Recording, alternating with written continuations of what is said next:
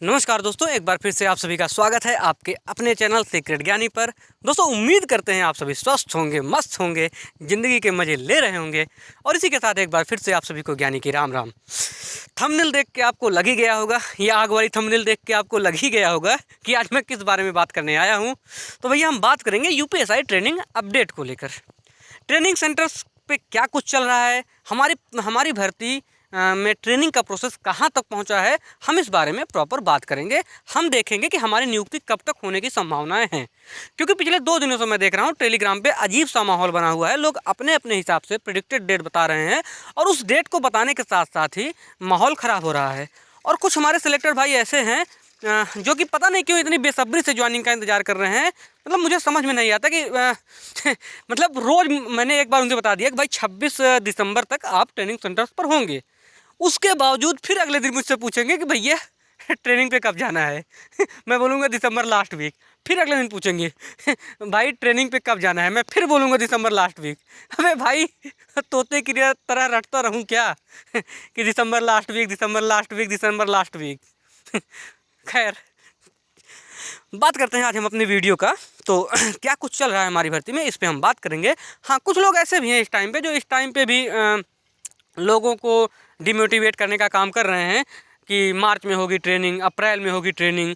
तो भाई साहब, इन लोगों को आप ठीक उसी तरह लीजिए जैसे कुछ लोग ये बोलते थे कि आपका मेडिकल 2024 इलेक्शन से पहले होगा। उस टाइम मैं यही बोलता था कि आपका मेडिकल बहुत जल्द होने वाला है और बहुत जल्द आप ट्रेनिंग सेंटर्स पर होंगे। तो मेडिकल आपका बहुत जल्द हो चुका है, अब बहुत जल्द आप ट्रेनिंग सेंटर्स पर होंगे, इस बात को भी आप याद रखिएगा। खैर, हम बात करते हैं अपने थंबनेल के एक एक पॉइंट पर। तो सबसे पहले ट्रेनिंग सेंटर्स का निरीक्षण किया जा रहा है और इसी क्रम में कानपुर में एडीजी ट्रेनिंग साहब आए थे और उन्होंने ट्रेनिंग सेंटर्स का निरीक्षण किया, ग्राउंड का निरीक्षण किया है। साथ ही साथ उन्होंने ग्राउंड में कुछ कमियां थी उसे सुधारने का आदेश दिया है और 200 सिविल एसआई की ट्रेनिंग वहां पर होनी प्रस्तावित है, ऐसी सूचना वहां से निकल के आई हुई है। और इस बात को वहां पे रह रहे कई भाइयों ने हमारे कंफर्म किया है, पर्सनली उन्होंने कंफर्म किया कि हाँ, ये बात सही है कि एडीजी साहब आए थे और यह भी बात सही है कि वहाँ पे 200 सिविल एसआई की ट्रेनिंग होनी है। हाँ, डेट के बारे में अभी कोई एग्जैक्ट क्लियर नहीं कह सकता कि किस डेट से ट्रेनिंग शुरू होनी है। तो ये है पहली बात कि आपके ट्रेनिंग सेंटर्स के निरीक्षण किए जा रहे हैं। इस बार पीटीसी पीटीएस के अलावा बटालियंस में भी ट्रेनिंग करवाई जाएगी, क्योंकि अपनी स्ट्रेंथ बहुत बड़ी है, इसलिए केवल पीटीसी और पीटीएस में नहीं हो पाएंगे हम, तो बटालियंस में भी हमारी ट्रेनिंग कराई जाएगी।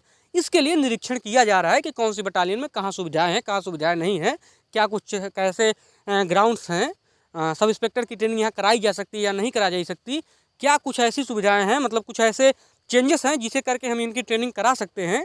इन सब बारे में प्रोसेस चल रहा है। ये आपका पहला बात हो गया। दूसरी बात यह है कि आपके ज्वाइनिंग लेटर के फॉर्मेट बन के तैयार हैं। ये बात भी हमने पर्सनली कंफर्म किया है, 2-3 जगहों पे मंडल मुख्यालयों पे आपके ज्वाइनिंग लेटर के फॉर्मेट्स बन के तैयार हैं 100%। आपके झांसी मंडल मुख्यालय पे, आपके बनारस मंडल मुख्यालय पे, आपके प्रयागराज मंडल मुख्यालय पे ज्वाइनिंग लेटर्स के फॉर्मेट्स तैयार हैं। बस जैसे ही ऊपर से आदेश आएगा, तुरंत उस ज्वाइनिंग लेटर में आपका नाम और आपकी ट्रेनिंग डेट प्रिंट होके आपके पास ज्वाइनिंग लेटर पहुंच जाएगी और फिर आप ट्रेनिंग सेंटर पर आमद करने के लिए तैयार हो जाएंगे। तो दूसरा यह काम हो गया है कि आपके ज्वाइनिंग लेटर के फॉर्मेट जो हैं वो बनकर तैयार हो गए हैं।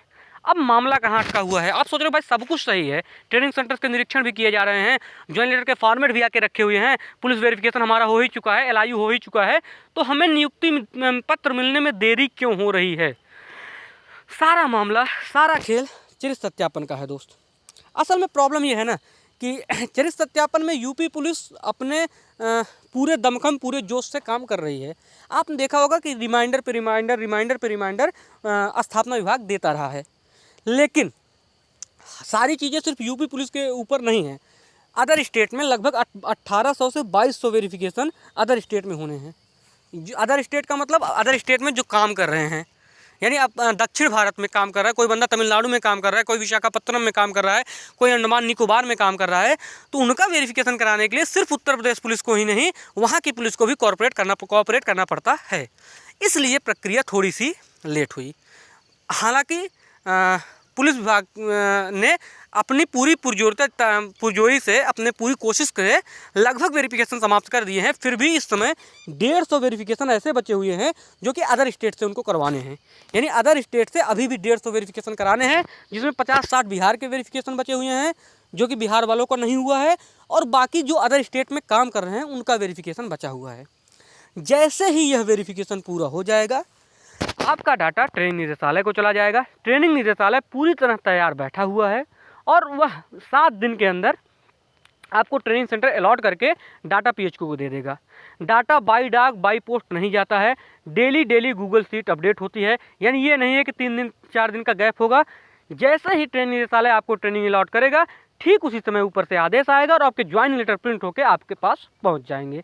यही है पूरा प्रोसेस जो होना है और जो हो रहा है।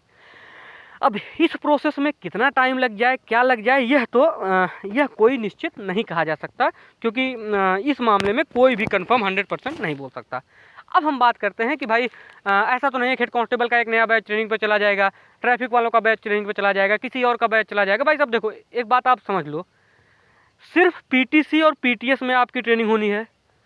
अगर हेड कांस्टेबल भेजा भी जा रहा है तो इनको पुलिस लाइन में भेज दिया जाएगा, इनको पीएससी बटालियंस में भेज दिया जाएगा। ऐसा नहीं है कि सिर्फ 10,000 सीट्स ही यूपी में हैं। यूपी में एक टाइम पे 23-24 हज़ार कांस्टेबल ट्रेनिंग कर चुके हैं। इससे पहले याद होगा जब 3,000 हेड कांस्टेबल ट्रेनिंग के लिए जा रहे थे, तब भी लोग कह रहे थे कि ट्रेनिंग सेंटर फुल है, ट्रेनिंग सेंटर फुल है, ट्रेनिंग सेंटर फुल है। यानी सिर्फ 3-3 हज़ार करके जब हेड कांस्टेबल भेजे जा रहे थे, इस बार 10,000 भेजे गए हैं। मतलब 10,000 की स्ट्रेंथ थी, 10,000 की स्ट्रेंथ थी, फिर भी 3-3 हज़ार भेज रहे थे। तो भाई साहब वही है, स्ट्रेंथ इनके पास बहुत है। इस चीज़ का आपके उससे कोई लेना देना नहीं है कि हेड कांस्टेबल चले जाएंगे तो आप नहीं जा पाओगे, या ट्रैफिक वाले चले जाएंगे तो आप नहीं जा पाओगे। ये जाते आते रहेंगे। आपकी ट्रेनिंग की जो प्रक्रिया है लंबित है, वह सिर्फ और सिर्फ पुलिस वेरिफिकेशन के कारण रुकी हुई है। केस वालों के अलावा जैसे ही सबका वेरिफिकेशन हो जाएगा, केस वालों का भाई 10-15 दिन बाद होता है।